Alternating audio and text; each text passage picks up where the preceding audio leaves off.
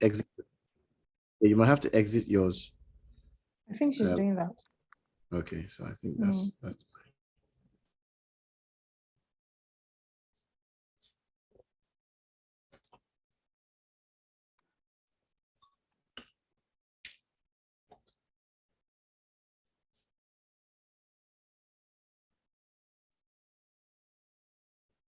right.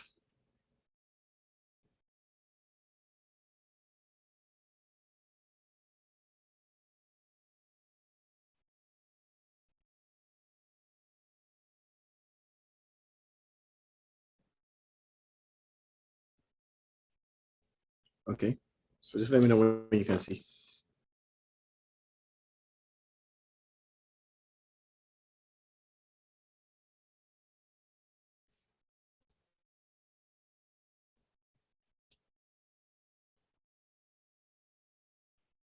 So I'm sharing my screen now.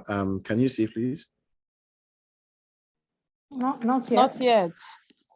My, I think you might have to just close yours. That's the landing page. That's where exit full screen and then just click on stop sharing. I think that's the reason.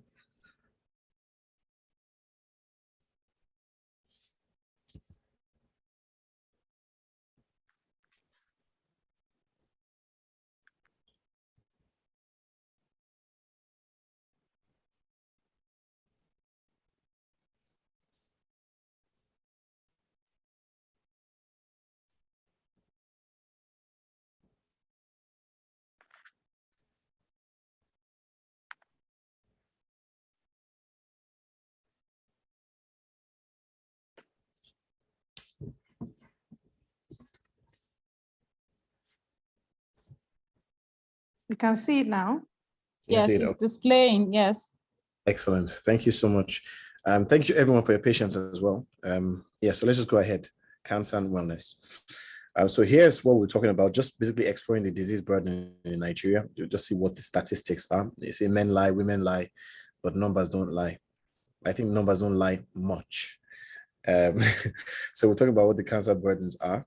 We'll also talk about what's changed, how things are, and how cancers are formed, understanding what cancers are, the basic types, risk factors, and then we'll talk about how we can prevent or have some sort of tangible interventions as well, and educate ourselves in screening tests. So the cancer burden in Nigeria, basically, as you said, basically over 10 million people die of cancer every single year. What's even so staggering and fearful or frightening is that we are having a lot of cancers, increasing cancers in Nigeria right now. It's sad because of the economic impact of how it happens. We have a lot of, we're a third world country, sadly so. We should be first, but then, it is what it is. And because of such things, the hardships, quality control, so many different things, and wanting to generally just blatantly copy without, taking into context, our own unique geographical context. And that again is what's happening in terms of changing a few things. Now, over 100,000 Nigerians are diagnosed with cancer every year, and it's on the rise. As a matter of fact, last year is jumped up to about 150. It's sad. And then now we also have 80,000 people dying of disease. So in Nigeria, it's almost a death sentence if one is diagnosed with cancer, except the person gets care early. It's really a losing battle. So that's why we talk about screening, we talk about the right mindset, of having of what to have if any one of us is diagnosed, heaven forbid. And so that basically gives us a staggering, every hour 10 Nigerians are dying of cancer every single hour. I'm sorry. It's frightening when you think about such statistics. And this was the conservative one, as of a couple of years ago. So imagine what's happening now. We'll talk about what's changing, but just to give us an overview of what we're experiencing in Nigeria right now. So what's changed? Well, everything has changed from what we eat. Gone are the days where we used to eat, healthy stuff, even though we try to eat as healthy as we possibly can. But now We have lots of fast food, lots of that's where you have lots of pizzas going on now, lots of junk food, fast food, and so on. It's not really how we were before. We never used to have too much cancer cases in Nigeria. It's very sad because we ate more natural stuff. Back in the day, we eat all the forgive me for speaking a little bit, tricky a little bit Yoruba in there, like a okele, the pounded yam, the amala and everything. We still eat that mostly, but then now we have more cheeses, we have more pizzas, we have more, sugary pastries, all those things. And the quality control there is not quite as good. Then also what's changed is our sedentary lifestyle. I can even attest that most of us on this talk right now, we're sitting down to receive the health talk, which is okay. And there's nothing wrong with sitting. However, sitting too much can be a problem and lead to sedentary lifestyle. And that can also lead to other complications, such as weight gain, our dietary habits and so on. Pollution is at an all-time high. When you think about what's happening in terms of the number of cars on the road, right? You just need to go out there right now and see what's happening and see how the queues, because the petroleum issue is, right? We're also a petroleum exporting company. I'm sorry, producing country. So that tells you something as well. We have gas flaring. We have all those things. So what's changed? If you have those in Port Harcourt, for example, if you have any friends, family in Port Harcourt, just give them a ring and say, okay, fine, how's Port Harcourt and everything? They will even tell you now they have ash or soot falling from the sky. That's the level of pollution there is. So you're going to, within the now and next 20 years, the level of cancer cases you will see from Port Harcourt, that region, is going to be through the roof. Sad. But that's changed. Industrialization has changed a lot of things. And then the one, there's elephant in the room, even though there's not really elephants in the room, is something we don't really consider. It's unforgiveness. Yes, you heard me right. Unforgiveness. Medicine right now, our approach really is, we are seeing that we've been too linear in our thinking, and we're looking at things much more holistically now. And realize that there's a lot of people now, when people don't forgive, they bear a grudge. Physiologically, there's a lot of hormones that are released, right? Stress hormone is released and cortisol is released, increased as such as record highs in the body. Anxiety ensues. So many different things. Mutations can all occur from the festering, hormonal imbalances and so on. So unforgiveness is really a key thing.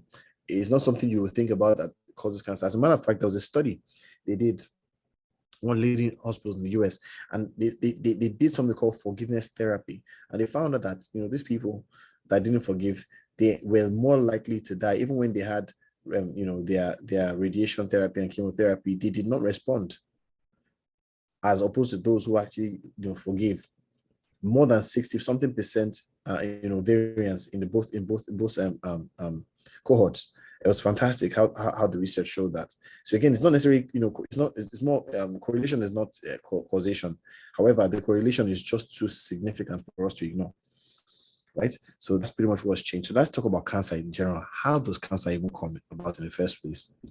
So there's a popular saying that it takes about 6 generations of mutation to occur for a cancer cell to occur.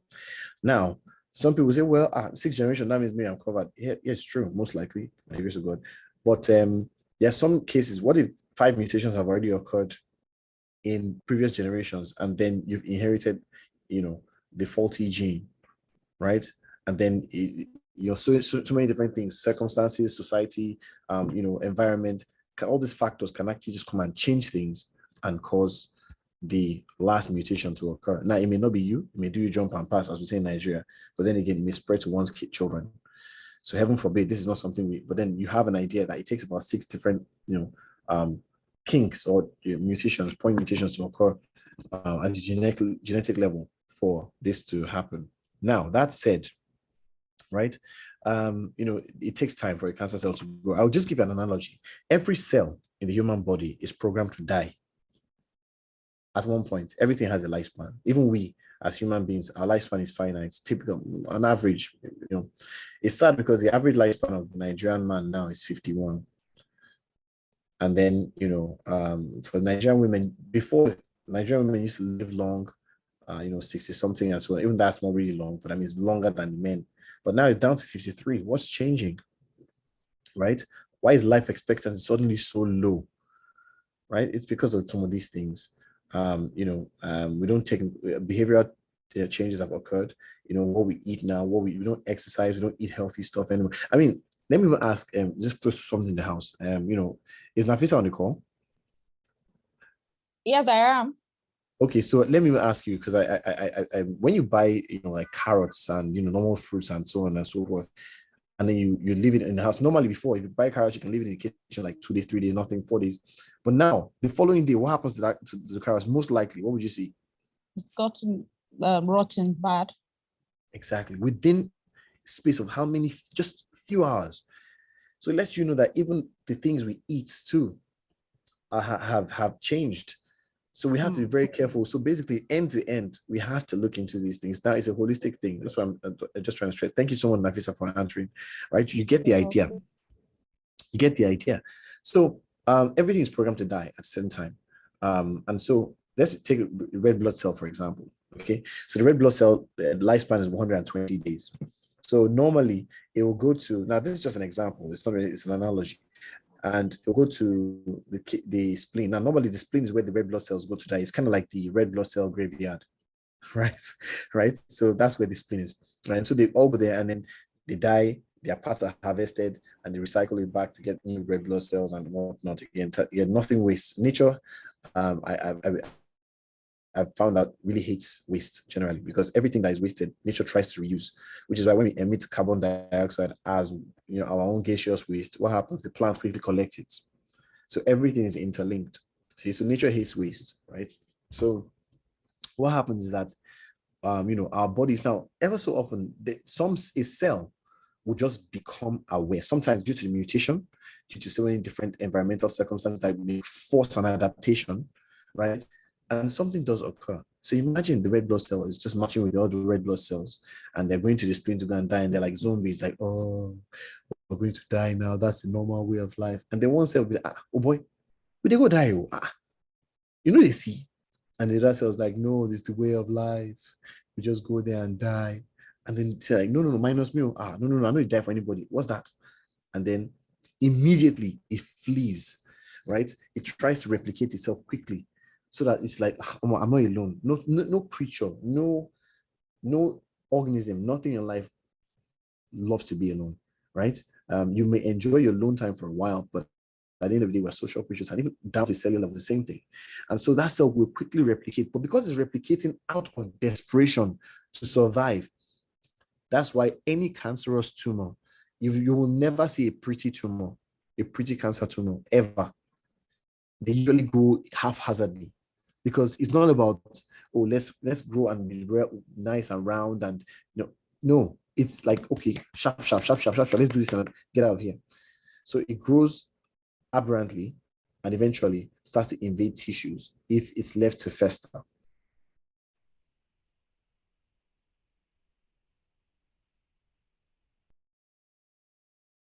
Any of us seen Spartacus, right? They've oppressed us, and at the end of the day, they've oppressed us, and now it's time to take over, to take over the whole world, to take over the whole whatever, and then they start to spread. That's pretty much kind of things that happens, right? You get the idea. So that's in a nutshell how cancer tends to form. It's amazing though, in terms of how we these occur in different organs, different types, and eventually at some point it starts to misbehave. Now, when the cancer cells, they start to form, it's amazing. Cancer cells are so interesting in the sense that they are very, very intelligent, right? Extremely intelligent. So now what happens is that by the time there's one of the methods that cancer cells tend to use is very fascinating how it happens. So imagine, heaven forbid, we're having this talk now.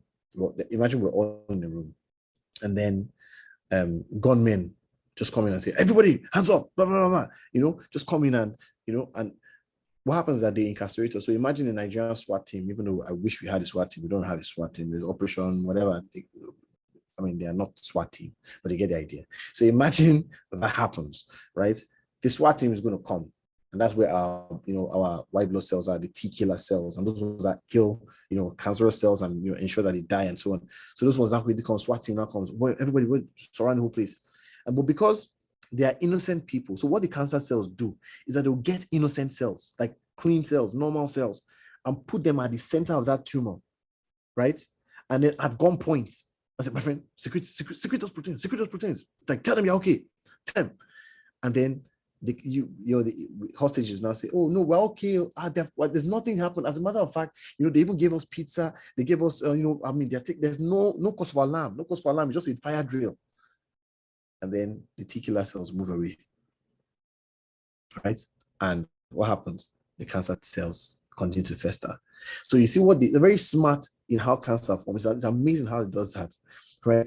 Another method that cancer cells tend to help, and that's why even with chemotherapy, somebody might be responding to chemotherapy nicely today, all of a sudden next thing it stops. How? Cancer cells, they do something called I'd like to call or coin R&D, research and development. So have you ever seen any of those movies where they come and find the hacker, like these guys using computer hacking and all those things, and all of a sudden the police wants to go and bust him, and the next thing the guy just quickly goes, deletes the hard drives, starts purging the hard drives, the real computer, carry the computer, toss it in the fireplace so the computer can fry and everything, and then he just takes one hard drive and then he escapes. So that's what cancer cells do when the person going through things like chemotherapy and radiation therapy and so on and so forth. What will happen is that some of them will die. They know that some of their people will die, the cancer cells will die, but they will try and shield a couple of them and then ensure that those ones that have learned how to deal with it quickly escape the site of assault and go to another tumor. Maybe they enter the blood cell and quickly rush down to another tumor. Guess what?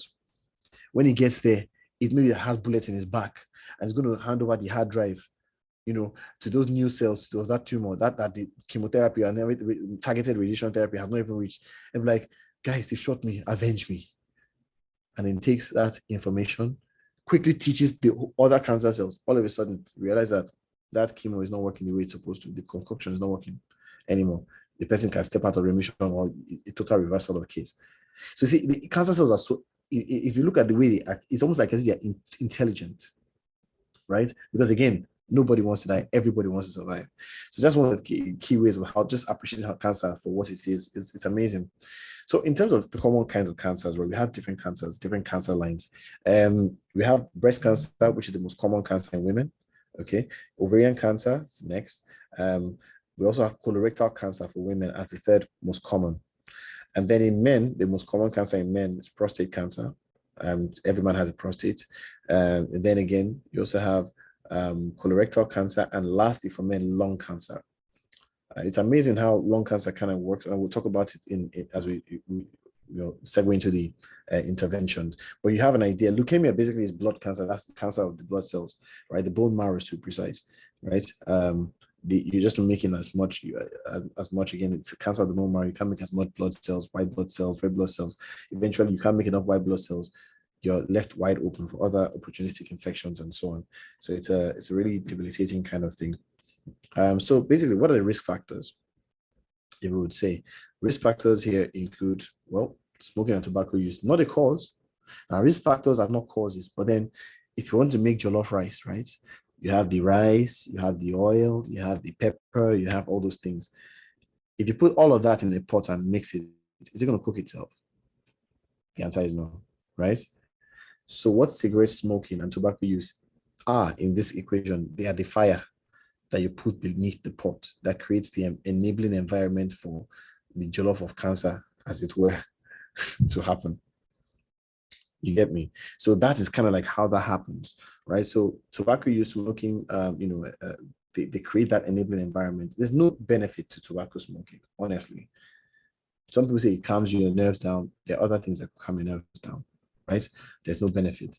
And also obesity too is and this a faulty diet too, or the wrong sort of diet can also increase your risk. Red meats are generally thought of as a causative thing for colorectal cancers. I always say red meats that are strewn with fat, I would say. And also the red meats that we have here, we have to look at it contextually though. The red meats we have in Africa is far, far safer than the red meat we have out of the country. If one of us has ever traveled out, you realize that, or you catch remember that whenever you taste their beef, it's tender, but it doesn't quite have the taste. It's some of them grass fed, but it doesn't quite have that texture, that thing going. A lot of it is because they injected a lot of hormones and whatnot, and so the quality of the meat is radically different from what we have here. If red meat was so terrible, then what are we going to say to our uncles in Sudan and Somalia, that they eat red meat every single meal 3 times a day, and they're living to 90 something years old? So where's the colorectal cancer there? You see, so again, and they smoke. So you don't ask yourself all of those things, how come they still have longevity? Again, genetics, some people not win the genetic lottery. However, everything done in moderation is best. So this is just a thing of risk factor and diet. We'll talk about diet a bit later. And then overall obesity, lack of exercise, you may be exposed to carcinogens in your workplace if you're working in a gas factory, or you're doing lots of spray painting, or you use a lot of agricultural things. They could also cause that. Human papillomavirus, as viruses generally, hepatitis B, if left untreated, can also damage the liver and cause liver cancer as well. Family history in cancer too is also a really low prevalence. It doesn't mean that the person can't have it. However, it just lets you know that this is things that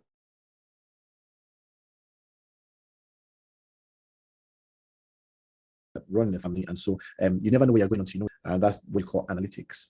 And so with that, you know that, then that helps as well. A few things like body size. Now, one thing about it is that it will say, the big, for example, like breast cancer with ladies, the bigger the breast, the bigger the more the breast cancer.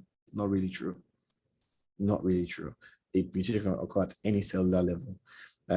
Elephants in the wild are as big as they are. They are one of the most, if not one of the lowest cancer having organisms of the world.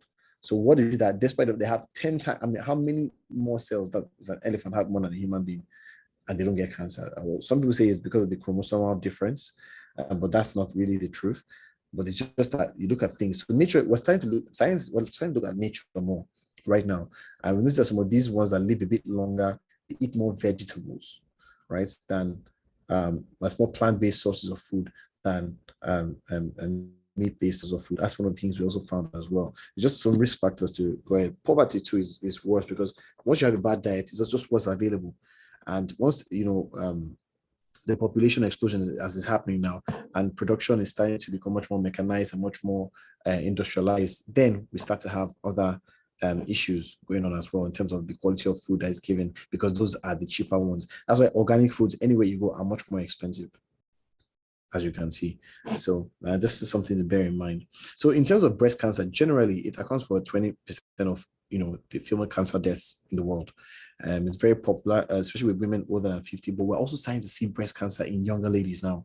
It's, for lack of a better word, it's crazy and it's scary too, right? I've seen it as low as a girl of 16. What does she know? What's she exposed to? We don't know these things. These things are changing. Again, as life is changing, expectations are changing, hormonal things are changing. Even look at breast cancer generally. Estrogen is such a proud hormone, right? And that's the female hormone, very proud. And you'd have progesterone that happens during pregnancy. So now, if most women, now look at our young girls. Now, if most women on the call, I believe you're probably in your 20s or 30s, most of us started having our periods maybe a bit late, like a bit, not even late, like normal, like 12-ish, maybe 12-ish, 13, some people 15 on the call, right? And then we haven't had menopause. So imagine how late it was to start, on average, menopause back then. And then say you start at 15. So you can put your lower hand at 15 and then the upper hand, say at 45, 50. So you're exposed technically from the age of 12, let's say, let's on average, let's just say 10. Now young girls are having period even at, there's one crazy situation we had one time, 5 years old. We had to stop them with hormones. Start having period at the age of 5. That's what we're seeing now, right? Also having, but on average now, it's maybe like between 8 and 10. Children are starting to have period now. It's crazy. I don't understand. But then we know that things are changing. Hormones are changing. The growth hormones we are drinking in the milk now is at an all-time high. That speeds up maturation and so many other things. So you can see that with that, right, their exposure is quite high to estrogen. Now, once you start having, say on average 10 exposed to estrogen, and then you say you have, you start your menopause at 50, let's just say an average 50. So for 40 years, you are exposed to the strong effects of estrogen. And estrogen has also been thought of, even though it's a strong female hormone or the main female hormone, as exposure to it or in excess of it, causes increased risk of so many cancers like breast cancer, cervical cancer, ovarian cancer as well. In some cases, cervical cancer too, but estrogen itself is so. I mean, the correlation is so strong, right? So, anytime you get pregnant, right, the hormones switch from progesterone to estrogen to progesterone. So, what is Dr. Eddie saying? Well, ladies in the house, if you want to increase or reduce your exposure to estrogen for at least a year or more, well, I'll suggest you have more babies. So for those of us maybe who have 3 or 4, you can have like 10. Consider, if you consider having more kids. I'm sure the men in the house are like, yes. And then I always say, one of my very close friends says, there's no greater contraceptive on God's green earth than school fees. That's the best contraceptive, right? So you imagine, right, that, when you see, but then when you punctuate your exposure to estrogen that much, they found that women who have more kids have far less, chances of or incidence of having breast cancer. Fantastic how it happens. And usually in terms of the location, it happens in upper outer quadrant towards the armpits. That's where it's close to the lymph nodes. So because cancer, again, is smart, they want to quickly have a means of escape. So they'll go where the lymph nodes are, right? And then we see slightly more cases, matter of fact, a fraction of a percent in Caucasians more than Black women. But then what you see in Black women, though, is usually more aggressive. So you have less, but then you have a more aggressive sort. So again, this is something we also to bear in mind. And it also tends to run in families, right? So what are risk factors? Well, being female is one of the increased risk factors because it's women that have more breasts than men. But we're also seeing an increase in men having breast cancer now. It's ridiculous. Like I said, lots of things are changing, right? Also family history. If there's a family history of it, that's another thing. Or increasing age. And then in the end, it cuts across now. We're seeing slightly more increased incidence in younger people. And then also radiation exposure. One of my aunts, in the US, her house was, they had, the radiation, some things they used in the house were radioactive, right? She sued the state though, and she won. But I mean, she doesn't have breasts anymore, right? So it's very painful. But you get the idea. Because you may just be doing your all things right, and then circumstances that beyond your control could just happen to you. So that's why in Yoruba, my Yoruba is not so strong. My wife is actually half Igbo and half Yoruba. So she grew up in Lagos, so she's polishing my Yoruba, right? So radiation, all the kind of things. So you're doing the best, and you're about to say, "Oh, Aye is doing you," and then not necessarily Aye, but you get the idea, right? Sometimes you may do all you can do, but then things that are beyond your control still happen, right? But I found that when you really do the best you can and you really try to excel at the ones you can control, it tends to help defend you a bit more and much more robustly than if you did nothing at all, right? So, that said, what about early detection? So in terms of detecting cancer, the best thing is to always detect. And so here's an acronym of things for you to bear in mind once you do that. So for example, if you notice a change in your bowel or bladder habits, please cry wolf. Now is the time to cry wolf. Don't say, oh no, I'm not. And men especially, we have a very, I'm talking to you, I'm telling you, we all have a bad habit. We don't like to talk. And even those that like to talk, sometimes don't like to talk on time. So for example, now we chest things, maybe we don't want our wives to feel, we don't want to burden her. Maybe she has hypertension even, and we don't want to just let this girl just die on top of my account. We'll keep quiet and we'll let them fester. I beg you, this is not the time to do that anymore. We are not, in terms of our constitution, bodily constitution, we are not half as resilient as our parents because we're not eating the right things, we're not exposed to the right things, right? It's not the same. Things have changed. So we have to adapt with the times. So if you notice a change in your bowel habit, say, before, how many of us look, if you can raise it, you can just drop in the chat. How many of us look at our pool when we are done? Like once you do number 2, you just look at the pool. I'm sure some of us, well, we walk so close to the airport, so you know how it is now. So we're like action heroes. We just pull and then get up and start walking. And then whilst the explosion is going on, like all those action heroes, but the bad guys, the heroes don't look back. And then the explosion and everything is going on. But you get the idea. Please, let's make it a habit of looking at our pool. Because some people, if you look at your pool and your pool, like before, your pool was just kind of, gallant pool that, when you pull the pool, you look at it and the pool is staring you back in the eye, like, oh boy, yeah, do something now, do something. And then you flush and the pool still doesn't go and it just looks like, oh boy, try your worst, right? And then all of a sudden, your pool has now changed. It's now slender. It's now thin. It's now whatever. Something is going on. Please get that checked. Okay? Or you realize you're pulling less, far less. Maybe you used to pull every single day. Now you're pulling once a week. Something is going on. So if you notice a change in your bladder habits, also peeing or you're urinating blood or the color is changing, kindly get that checked. Okay. Also, if you now notice that, maybe you have a sore on your body that is not healing, something might be going on as well. Usually, especially when cancers come to the fore, like on outer periphery, you'll see that the very poor wound healing goes on there. Then something should be going on there, right? Also, unusual bleeding, say like you discharge after intercourse, for example, or just random bleeding by vagina or anywhere, then you know that there's something going on. Or if you're coughing and you're coughing up blood, something might be going on, maybe throat cancer. I once had a friend back in medical school. His younger brother, did do the mixed race, by the way. And so his younger brother, how okay, you're mixed race, so you think you're a fine boy, and he was wild. And then when we went to go and do whatever, what did we see in his throat? We saw gono in his throat. So gono, we saw HIV. I mean, this was the first in my life I ever had gonorrhea in someone's throat, right? And also we saw traces of HPV. So imagine the HPV, which causes cervical cancer, which is known to be a really, really strong cause of the transformative change in cervical cancer, right? Imagine that. So it could also happen. You're bleeding anyhow. You have hoarseness of voice. Something you need to find that out. Also, if you notice a thickening lump in your breast or anywhere, please kindly get that. Just reach out to the doctor. Don't even waste time. It may be false alarm. Let it be false alarm. It's better to be false alarm than no alarm at all, right? And we also notice difficulty swallowing, maybe due to esophageal obstruction and all those things. Please kindly get that checked as well.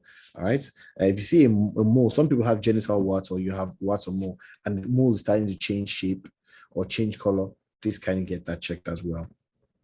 Okay, so just early detection, like I said, is key. What early detection does for us is that with early detection, it reduces the stress, and also there's an increased accuracy and efficacy of the therapies that will go into it. So most of the early detections, just the surgery to take it out, done, end of story. But once it starts to fester, what's going to happen? You're going to have lots of things like, radiation therapy, chemotherapy, hormone therapy, you name all the other kind of therapies. Something that just one simple surgery would have solved if you had spoken early or had caught it early. So with breast cancer too, there's things you also have to notice. For example, like the lump in the breast. Usually with the lumps in the breast, if it's rounded and just straight and just smooth and whatever, we prefer that, right? Than if it's nodular, then kindly just let them get that biopsy and let's know. If it's something that is stationary, right, it's something that we are not too comfortable with. If it's mobile and moving, that means that it has not eaten into or started to invade into the chest cavity for spread. That's another good one. Again, notice the change in the nipple. Maybe your nipple used to be like a perky nipple that just sticks out. All of a sudden, it's starting to invert. Then something is going on. Okay, so please kind of get that checked. With cervical cancer is the only clinically preventable cancer. You know why? Because something we can see coming years ahead, which is why if you're a lady of sexual maturity and you're also sexually active and you had more than one partner in maybe a window of, kindly do a pap smear, because it's something that could save your life. All right. And there's some nice HPV vaccines that are going on, like Cervarix and so on. Even though Cervarix is not quite, it's more for younger girls between the age of 9 to 12. However, I thought I bad pass. So it's better you still take it if you're of sexual maturity and you haven't taken it at all, and you have multiple partners, or your partner has multiple partners. So again, something to just bear in mind.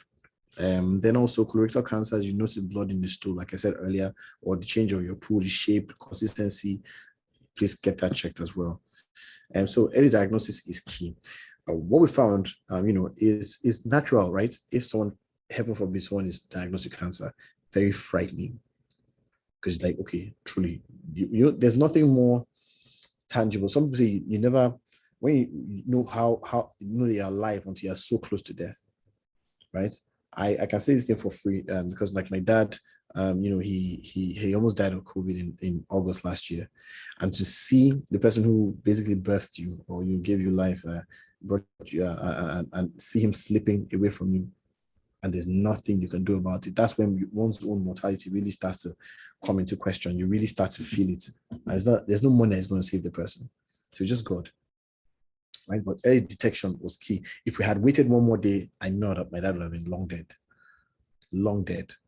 Right? So again, just early detection, and you can get treatment done as fast as possible. And naturally, if anyone becomes diagnosed, you also want to ensure that you get the proper diagnosis, get a second opinion, so it confirms, and then see an expert as well. You also have to make sure you choose the right expert. Their expert that is there for you, their behavior, and then the track record, all those things. Fortunately, you don't have to sweat most of these things, because again, that's where we are here as your HM to do all this micro thinking for you, where the person would, their own job really, onus on them, is to ensure that they develop a good support system. So you have a support system. We are part of your support system, but also you have a family or friends, someone you can talk to, you can confide in, for that emotional anchor, that emotional support, right?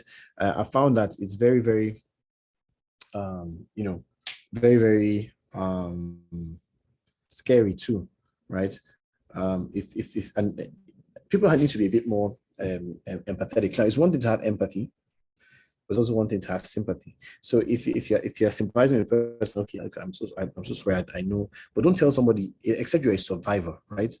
Don't tell anybody who is going through cancer that you understand, because you do not understand nothing. You've never had cancer before. I think that's one of the worst things you can tell them, because you don't understand. If you're a survivor, oh yeah, then you can do that, and then the person will feel much more empowered. So what you can do is just just be there, offer emotional support, be there, help them do stuff, take them to their chemo sessions, or help them buy groceries, help them do the things that that's how you show compassion. That's how you show genuine sympathy for them. All right. So in terms of prevention and wellness, well, spirituality is one of those key things. Like I said, having a transcendent outlook on everything is a key step. Forgiveness is so crucial. I mean, it's such staggering statistic that 60% of people who forgave are the ones that actually, their therapies worked much better for them. It's fantastic how it works. And then sexually too, if you are someone, again, of sexual maturity, fidelity is so key. I mean, that reduces the transmission of HPV or even hepatitis too, that could cause hepatocellular carcinoma. So again, just remain faithful, to one partner, right? It's one of the best proven ways to avoid that. And if you can also have things like contact sports or even accidents and so on, just have to be careful. But fidelity is so key, especially most of the cases of hepatitis we have most of them in the country after through sexual encounters. So it's something to bear in mind. Also, just a little bit of kindness. When you're kind, it releases a lot of feel-good hormones. Your body tends to be much more mellow, and you have less cortisol, you have less anxiety and so on. That has been proven drastically to help, again, correlate the cases or corroborate the case that, having these high spiritual, purposes helps to reduce the incidence of cancer as well. Then exercise. Exercise is so crucial. Okay, I've seen people who are even on chemo that did exercise, and because of the fact that they have more muscle fibers to recruit, they are stronger in the process. Okay, they have much more much more reserves and much more of blood generally, and their muscles take a lot of energy. So again, it reinforces and promotes more healing for them as well, because once you're doing radiation therapy, you're breaking down proteins generally, and that's breaking down DNA. But the more proteins you have, it also helps you. Proteins are the building blocks of life. Muscles are proteins, so they will help you, replace that which was lost already. And the American Heart Association and it says you should do 150 minutes of moderate intensity or 75 minutes of high intensity exercises per week, which roughly equates to about 15 minutes a day. You don't have to jog, you don't have to even go to the gym. Just put your favorite playlist. And no, you're not too old to dance. So if you think you're right, yeah. So just dance. If you're married, you can get your spouse in on it, and both of you can dance and create memories and remember what it was like when you were young. I say, man, Lee, you don't have those moves anymore. Like me and my wife always have that argument. Like, look, like for the traditional wedding, she destroyed me. For that white wedding, oh my God, because I schooled in the Caribbean, so I mean, I knew what I dropped on that wedding. Everybody, even she knows, right? I destroyed her, right? So we can reminisce on that thing, and then before you know it, you're doing exercise together, making new memories. It may even lead to happy hour. Now, happy hour, well, as you know, is like 2 hours, 2 miles worth of exercise, right? So then you're healthier in the process. So again, just bearing in mind, exercise is so key to help you mitigate that. And then diets. You are what you eat. An apple a day keeps the doctor away, helps with heart disease, helps with, antioxidants. Antioxidants are so great. Now, oxidative damage, basically the oxygen we're breathing, this air, the oxygen in the air helps us to survive, but it's also the one thing that is also killing us because of oxidative damage, which is why certain practices like bleaching your oil is not a great practice, because when you do that, you're getting free radicals, and those things are going to oxidize you much more at a faster rate. So even bleaching your oil and all those things, not a good practice. You want to get any oil, you can even do cold pressed oil better, right? It's much better. I found that olive oils are great. You want to also eat stuff that is rich in omega-3 fatty acids. And then there's this tea. Okay, so I'll give you a story. What happened in 2020, basically when the pandemic started. So that December, right, we're working from home already, everything. And so that was already it was 2 days before Christmas. So that's when my wife was watching this was it Bridgerton or no, it was, this Chinese series called Princess Li Wei Young. I think that's the one. I don't like Chinese drama, by the way, or Korean soap opera. I can't understand them. But I was working at the end. I was just looking at the screen. I think it was just entering. Before I knew it, I was like, God, I'm stuck. I think it was so sweet. But then one thing I noticed though was that in one of the scenes they were serving tea. And I looked at the tea. This tea looked like green Milo. It didn't look like the normal green tea that is just golden or brown, or the oolong tea or any of those things. No, it didn't look like any of that. I was like, oh, so these people in Ascama and MBO, they are really scamming Nigerians and just giving Nigerians normal tea. So when I did my research, and I found out that tea is called matcha. So MATCHA, matcha tea. So I still let me buy. So I bought one on Jumia, and then I just got one to tide me over, and I ordered the other one to Amazon. Right, and Amazon ships to Nigeria now, yay. So I mean, in case you think that it's just no, Amazon ships to Nigeria directly. You can buy your stuff and ship it in, right? So just to give you an idea, so doing my research, I found out that this matcha tea tasted great, and it also has 137 times the level of antioxidants as most normal teas. Let that sink in. The same portion size, but 137 times the amount of cancer-fighting phytonutrients. Fantastic, right?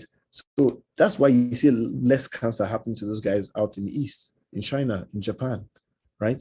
They have far less incidence of especially of certain kinds of cancers, right? One of the ones that they have is because they eat lots of smoked meat, so they have lots of stomach cancers and so on. But I mean, because they smoke a lot, right? But on average, they have such great longevity. Why? Because they're drinking this thing. So we're just the ones just eating, Africa, whatever. Give me 7 meats, 7, 8 pepper turkey. I mean, come on. You're not getting any antioxidants in there. So, ladies and gentlemen, I just try and get the matcha tea if you can. It's fantastic. There are 2 grades. So if you're going to order at Amazon, there are 2 grades, right? There's the culinary grade, which is what I bought. And then the ceremonial grade is much more expensive, but it tastes better. But in my mind, I'm coming from a country of Agbo. So there's nothing that can be more bitter than Agbo. But this one tastes great. And the way I make it, right, is that I make it, I put a cup, a teaspoonful of apple cider vinegar and a teaspoon of honey in there. And just like a little pinch of the matcha tea. and I mix it up and it tastes great. That's actually like a fat melting bomb, by the way, for the ladies, especially if you're on the plus side, right? It'll melt a lot of fats as well. So you get the idea. Diet is so crucial, so key. And then, just lifestyle adjustments. Try to avoid cigarette smoking. Again, does nothing to you. You can see the difference between two lungs, right? Healthy lung and then smoker's lung. There's no how. Most likely the person will get cancer, especially if the person doesn't have the right things fighting against the oxidative damage of, and also the tar deposits and so on, carcinogenic stuff. And then alcohol is great, but consumption should be done to a minimum because it doesn't affect the liver as well, especially if the person has hepatitis or is having alcoholic hepatitis and so on, which could lead to hepatocellular carcinoma, which is a form of cancer, aggressive cancer. And then your job choice, right? Your job choice. What are you doing for a living? If you notice that, look, I'm always working in a place where I'm exposed to fuel and rocket, you can't do it. You can't take that damage like some of the older people, right? So you have to switch jobs if possible, right? Or at least talk to your line manager and say, can you assign you a different task? Even though I've done this one for a couple of years, but I feel that this is my concern. Help me. HR is not your enemy. They're your friends. They're here to help you, to protect you and also protect the company. So again, I don't want to be HR because it's very hard work, by the way. You get the idea. And then lastly, sleep. Yeah, I know what some of the ladies in the house are saying. Oh, so cute. Yeah. And this is how we should be when we sleep. We don't get enough quality sleep and it's sad, right? Because even alcohol consumption, alcohol affects our sleep, by the way, especially and coffee too. So getting enough sleep, basically, okay, so I'll ask Mansard where your healthcare provider were great, by the grace of God, we're doing okay. I think we're doing okay. We can do better, but I know we're doing okay. But then we have nothing on God. The best health policy in this world is what God has given you. You know what that is? That's your sleep. That's your sleep. Sleep helps rejuvenate you, boost your immune system like crazy, helps fight off hyper pressure, cancer, you name it. All of that you get from sleep. But the question is, the CDC says 7 to 9 hours of quality sleep every single night. There's no such thing as, I'm only sleep, so I'm just going to sleep everything on the weekend. The battle is won and lost every single night. So every single night we're going to war. How can I get more sleep? Right? Because we found out that those that get less sleep, especially the REM sleep, which alcohol is notorious for, alcohol messes with your REM sleep. They have a higher incidence of lung cancer. So again, sleep is so crucial, right? Even when management and everyone tells you, we have to find a way. How can you guard your sleep? Because at the end of the day, the world is such a competitive place now that even you're only as good as your last deliverable. Management is here, they love you, and that's why they chose this topic for us to get educated. But at the end of the day, it's also a business. So it's also a bit dispassionate. So you see, you have to be the one to keep yourself in tip-top condition to maintain productivity. You see, so this is why you have to get your sleep. Know your chronotype. Are you a morning person? Are you a night person? And then talk with your HR and see how you can come up with a custom plan. I think one of the nastiest things we ever inherited is that things from the industrial age where everybody has to clock in at 7 o'clock. It doesn't work. The world has moved beyond that, right? You just have to factor in. If like in AXA, something we do very exciting, that's a flexi work hour. So if you resume at 8, you close at 5. You resume at 9, you close at 6. You resume at 10, you close. And this was before the pandemic, by the way. You close at 7. So if I'm not a night person, because some of us in the house, it's like 12 midnight. We're not witches, by the way, but by the time we just get power, like 12 midnight, that you're so awake, you're so vibrant, you can walk for like 4 hours, right? That's because you're a night person, you see. And so if you sleep at 3, and then you now sleep between 3 to 9:30, and you can just stroll into the office, the person will be infinitely more productive because they've gotten the kind of rest based on their chronotype. So again, it's a new development, something we should also consider doing as well. But getting enough sleep, I can't overstate it, is important. And then also in terms of breast screening, you also have to know how to screen you for your breast. Ladies, one thing that men, it tends to be, I know some men may just say, oh no, why are you giving away a secret? It's not even a secret, it's just a bad habit that some of us do, right? That's sometimes you see your husbands or your brothers or your children just put their hands in their crotch and just leave it there. I say, oh no, it's nothing, I'm not doing anything. And I'm not doing anything, just be there because it's comforting, right? But ladies don't do that. But I want to encourage you to do something similar, especially when you're in your own safe space. Why? because that's one of the easiest ways. When you have a habit, you can catch something quite early. If there's a lump, you will see it. Like my Bible study teacher, his wife, right? She caught it so early, right? And that's what the doctor was like, well, how did you, because they're perplexed. But guess what? She's cancer free. And when they did the biopsy, it was cancerous. But because she just made it a habit every day, what happened? She caught it early. So please make it a habit, ladies and gentlemen. And then in terms of cervical cancer, please, a pap smear, like I said earlier, the pap smear is so crucial. I won't belabor the whole process. It's a bit uncomfortable at times, but you think about pap smear is that you do it once, and you don't have to do it again for the next 2 years or 3 years. And you do it twice the next 2 or 3 years, and it's negative again, then you can't do it for 5 years, right? So again, because it's the only clinically preventable cancer that we can see coming, right? As for men too, for every man, it's appointed to a prostate to get enlarged. However, once you are 45 and over, I always tell you, please get your prostate checked. You can do a PSA blood test, but it's not a test. That's so sensitive testosterone and other things. You have sometimes in black men, you have a bit more PSA than normal, right? But you will be subjected to what we call a DRE, digital rectal exam. So some young doctor thinking he's hot from medical school, come and stick his finger in your bum or her finger in your bum, as the case may be. I say this because I've done it. I don't look forward to it when I get older, right? But I know it's inevitable. And so it's better for them to check you once and get it over with, suck it in and move on, right? So, ladies and gentlemen, thank you so much for the privilege of your time and attention. It's really an honor speaking with you.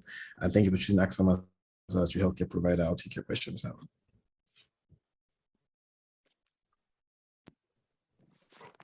Okay, thank you so much, Doctor. Wonderful section, an eye-opener. Honestly, 1 hour doesn't seem enough to do justice to this topic.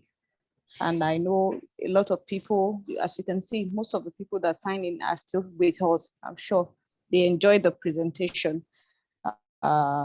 This kind of an awareness, I think it's very, very necessary.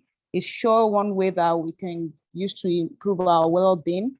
And it's so interesting to also know that lifestyle is one of those things that can mess up with our health, and that's what I tell people who work in the office and they say they are not exposed to any risk or hazard. I say sitting on the chair itself is an hazard. Sedimentary lifestyle is one thing that can put your health into problems later in life. Then we must also imbibe the habit of eating natural food instead of eating junks, like you said. What we eat is what we have. And like you said, the level of cancer in Port Harcourt will sure increase with the years to come, because the last time I was there, I saw it's so obvious. You go to people's house, you see cobwebs, they are black, and that is just because it has gotten so saturated that it's now obvious for people to see. Unforgiveness, as simple as it is, people tend to think that I can't forgive her, what she did to me is so bad, I have to hold on to it forever. Now that we know that it has a negative impact on our health, it is imperative that we learn to start letting things go. We must also have this faith that whatever happens to man is destination. It's destiny. God has a hand in it. Once you have that at the back of your mind, you would be able to move on when things don't go your way. And you also talked about life expectancy that is 53 years, compared to what we used to have before. It's so obvious that our lifestyle now and civilization and industrialization has caused so much havoc that is beginning to impact negatively on our health. And like we know, cancer is on the alarming rate now. And you also talked about the jollof rice of cancer. You said smoking and obesity is one of those leading, increase risk factors that could increase your chances of having cancer. And then you have encouraged us to eat plant-based food. Breast cancer, we know you said for we female, about 20% of death is from this. And then you said the estrogen is one of those things that propel that. And you have encouraged us to have plenty children. However, you know, that's not practicable in the world we are today, having more children. But for those that can do it, like our mothers that used to have 7, 8, and truly, you see, then back then when they used to have plenty children, the rate of cancer was not this high. Then you also told us about we should be careful of family history too, which has a role to play in all diseases, not just cancer. And you have also cautioned us that we should look at our poo.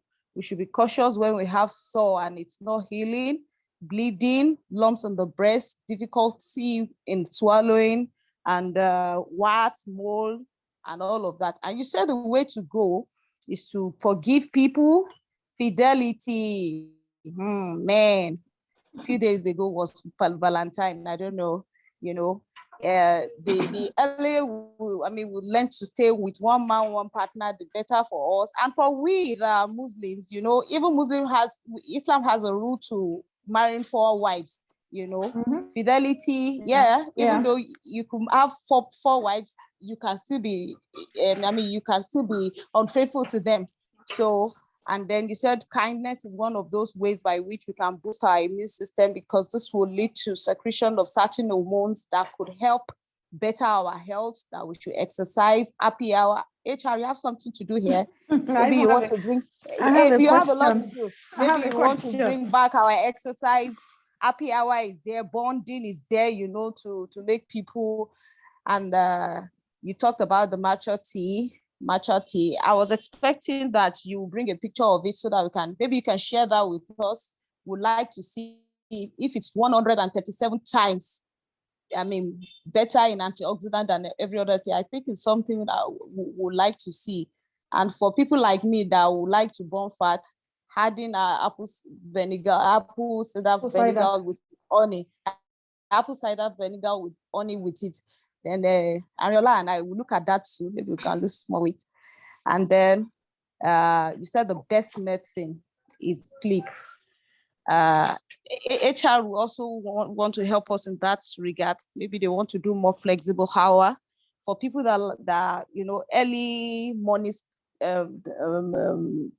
sleepers. They might want to consider coming to work maybe later in the day, maybe 10, and then they close later.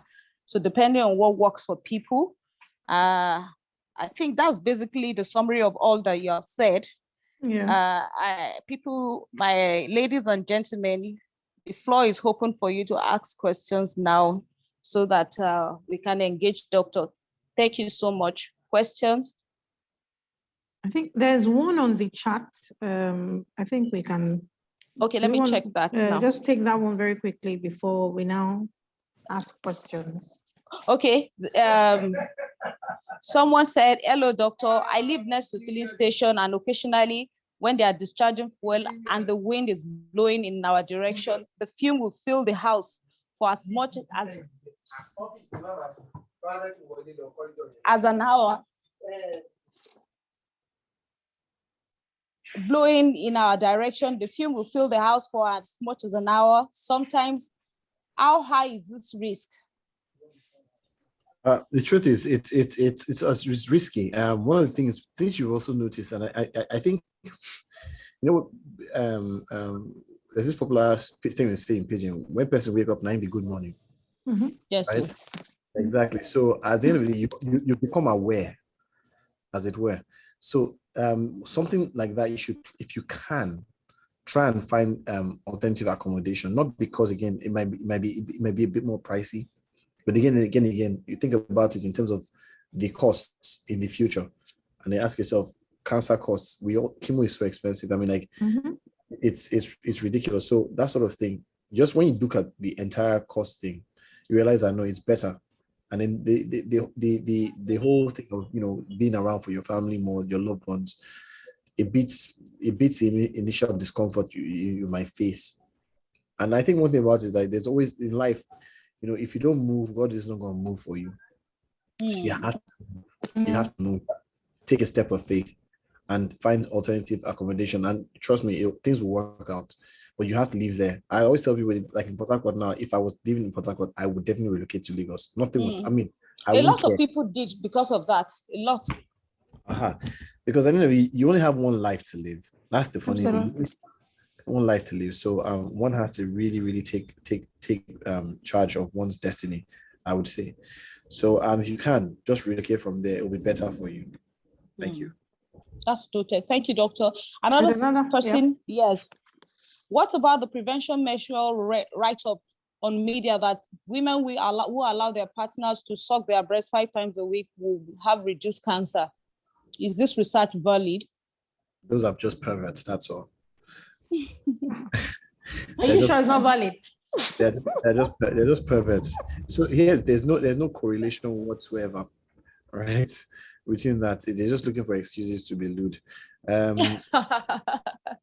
right? But in truth, is where women will benefit from more is the ingestion of antioxidants. Oh yeah, something we also have, and I think men too are to blame for this.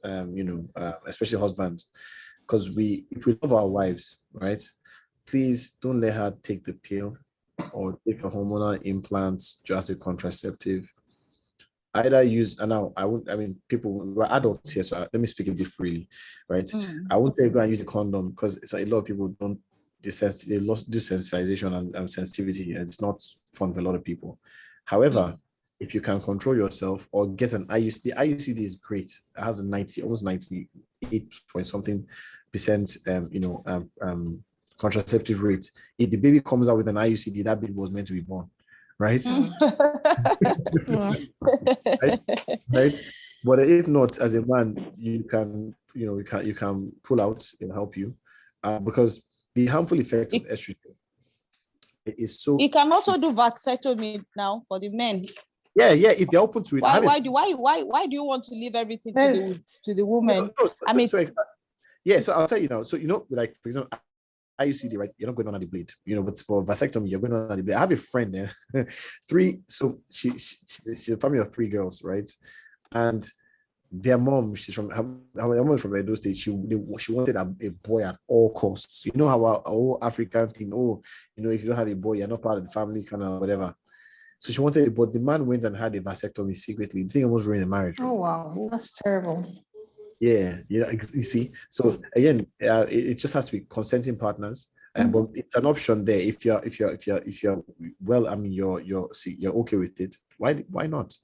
I mean, it's okay if you can control yourself. I would say pull out. It helps you. Yeah. So there's so many options, because for me, anything that would reduce the amount of estrogen, because most of the birth control pills are laden with estrogen, and they'll mess your hormones up as well, mess your period up, and so on. And after a while, you get into then what happens if you don't have it? And then you have, that's why sometimes they gain lots of weight, have fuller breasts or tender breasts as a result, and all those things. It can lead to lots of cancers, breast cancers, and cervical cancer and ovarian cancer as a result. Just look at the statistics. If you love your wives, please, I'll tell you, I beg you, just use something else. There's a you have follow-up encouraged question. us to start have more children. There's a follow-up question though, on this pill thing. Someone is asking here, what about people that have already taken the pill and implant? What can they do? So they say something in Africa, a lovely proverb that I tend to live by. The best time to plant a tree is 20 years ago. The next best time is when? Now. So you may have done it in the past. It's okay. You've been exposed. Doesn't mean anything. Again, you live your life the best, healthiest way you can. Make the changes that you can control. The matcha teas, antioxidants, exercise, all those things. But it's better to start now. So if you can discuss to your partner, your husband, take out the implants if you have it already done. And just get that going. It's better. It's healthier, safer.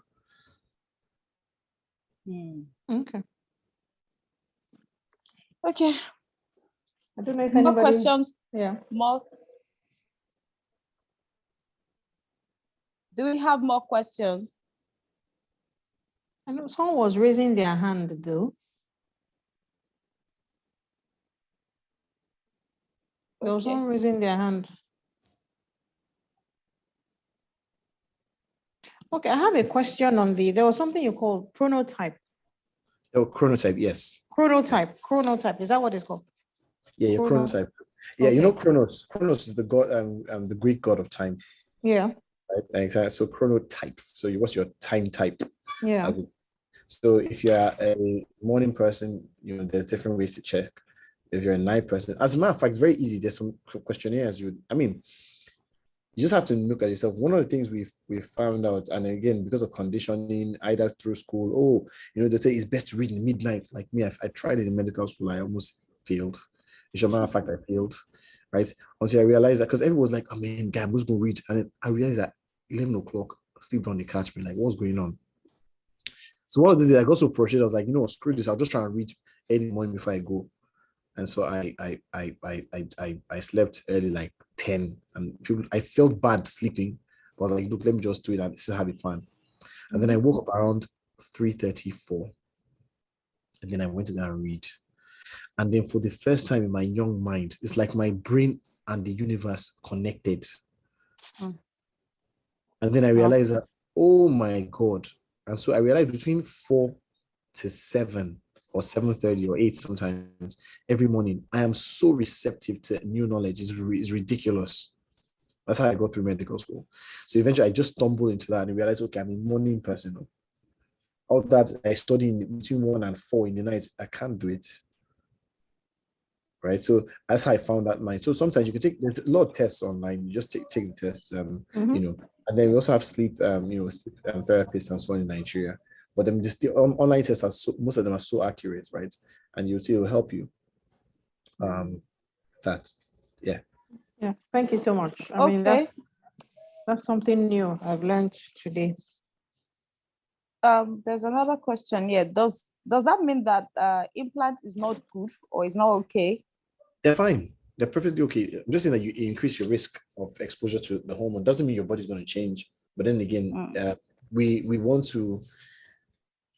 My dad always says, one less enemy can save your life.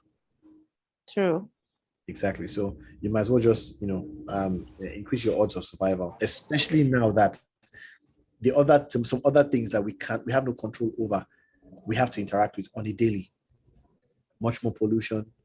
The kind of foods we eat now. How many cucumbers we see now that are so forcefully ripened, or carrots, or like, we just have to interact with some of these things. So how do we increase our odds? It's like Hunger Games. May the odds ever be in your favor, right? So, yeah. Thank you so much, Doctor. More questions, please. More questions. We're about rounding up, so we could all go back to our bait.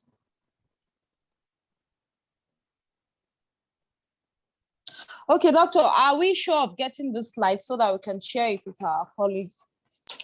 Oh, yes, that's no issue whatsoever. I will be sharing the slides with you. Okay, so that at their own leisure time, they can also go through it. Awesome. I'll share. This genetically modified food, so they have a negative impact, or they are one of those risk factor.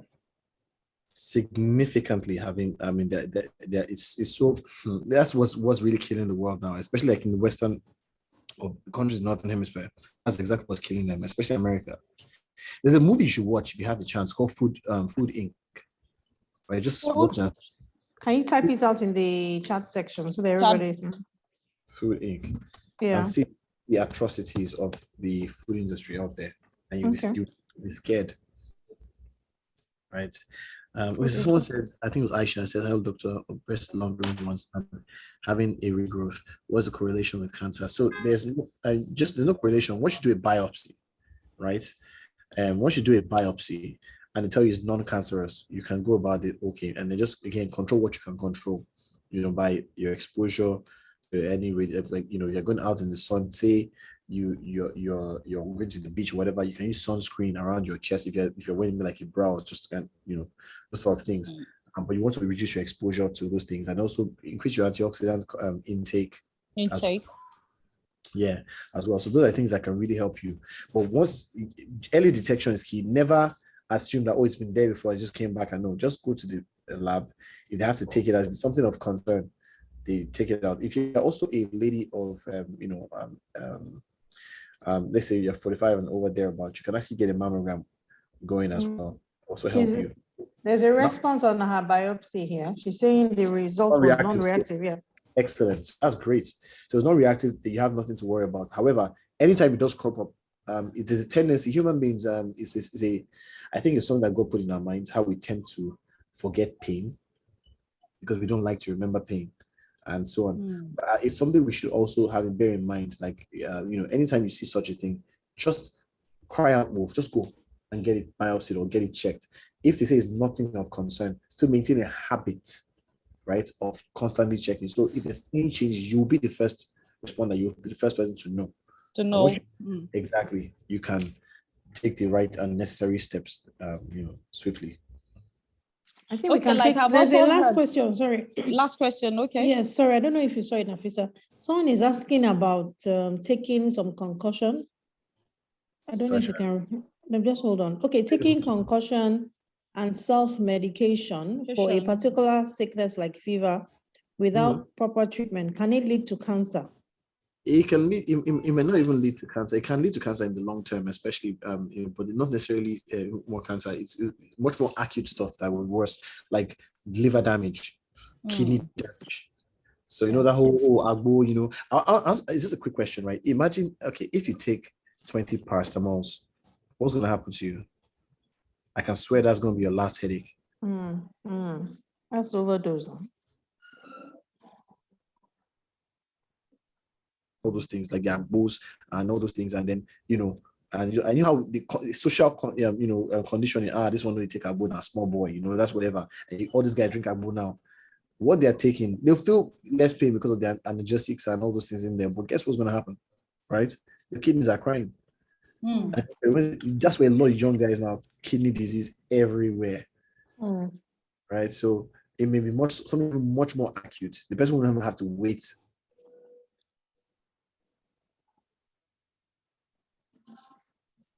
Hello. Stuff that will kill the person like swiftly. Liver damage is so bad, and it's only one liver. Kidneys you can survive on that, but with one kidney, but liver is just one. Okay, doctor, do you want to say anything about Indomie? I've heard it in the past that Indomie too is one of those food people should run away from. Okay, so I won't say Indomie because of brand, whatever, but I will tell you, right? I'll tell you, but no, but that Indomie is not a verb; it's a noun now in Nigeria. Yeah, like Google it. So you're not wrong. It's a noun. But I would say in terms of those processed noodles, I try to avoid them. The last time I had one was 2 days ago, and then 2 days ago I had like a half noodle, right? And then prior to that 2 days ago I had it almost a year ago. Yeah, a year and a half. Yeah, because my children don't eat it now. It's a law in my house. My children never ever eat those noodles. It's because of there are a lot of preservatives and things they used to spray it to preserve it and so on, right? You're having lots of juvenile cancers too in kids, right? Leukemias and all those things. So you also want to protect what they eat as well. You're much more even in danger of kidney damage and hypertension because of the MSG and the sauce and the sweetener, whatever they use in there, right? And then cancer. There's no proven thing. I think one thing we also fail to understand is that the human being, we are very resilient. Just as you're bringing in cancer things, your liver is detoxifying, your body's trying to fight off any cancer forming cells before they even become aberrant. It's just that when it's overwhelming, then there's a problem. Even if you have, so for example, now if I give you 1 glass of poison, and then I add 24 liters of water inside that same basin, does that basin still not have 1 glass of poison? So no matter what. Yeah, exactly. So no matter what, even if you add 100 veggies to that noodles, the same amount of noodles you're eating is still exposed. Right? So I'm not saying noodles are bad, though. I'm just saying reduce it to the barest minimum because it's not even a healthy sort of thing. Category. Yeah. Okay. Thank you so much, Doctor. No, Any other question? Okay, in the absence of any questions, Ariola, do you have anything to say? No. Just the future arrangements in terms of the on-site clinic breast examination. Just tell us about that, and then just to thank Dr. Eddie, very enlightening presentation. And we truly appreciate you, and we're really grateful. Thank you for sharing, and well done. Thank you so much for having us. Appreciate it. Thank you so much, Doctor. We know we'll have more of you, more of the sections would communicate to people. Concerning the physical examination, it will start on Tuesday at the on-site clinic for concessionaire stakeholders and passengers. We are still trying to tidy up with arrangements for staff. We probably would have our own at the Port Health office that's around the regional area, would advise before the date. So please, this is open for the first 100 people. So we'll see you. Doctor, I think you'll be starting around 9 or 10. 10. Confirm the time again. 10. Okay, so 10 a.m. till when? And 10 a.m., usually 10 a.m. to about between 2 and 3. Okay, let's say 3 because we're looking at about 100 people. So Yes. you are encouraged to come to the clinic to have your breast examined, and then they can advise you if there's anything they have to do, and they'll also take your vitals. What other thing are you doing for us, doctor? So your blood pressure, your blood sugar, and your BMI. Okay, blood sugar inclusive. Mm-hmm. Thank you so much. So you can see it's a full package: blood pressure, BMI, then blood sugar, and then the physical examination. So see you on Tuesday from 10 a.m. to 3 a.m. Thank you so much. Thank you everyone for being part of this program. Thank you, doctor. Thank you so much again for having us. All right. All right. Thank you. Thank you. Have a nice day. You too. Bye, everyone. Thank Bye. you. You must share my voice. Okay, I said that. Okay. Noted.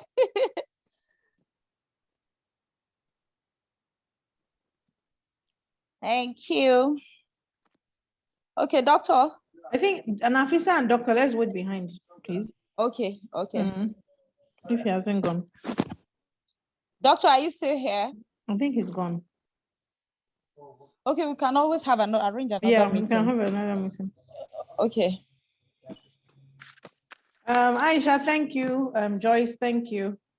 I think we can shut down now. You're welcome. You're welcome. Well done. You're welcome. Welcome. Thank you.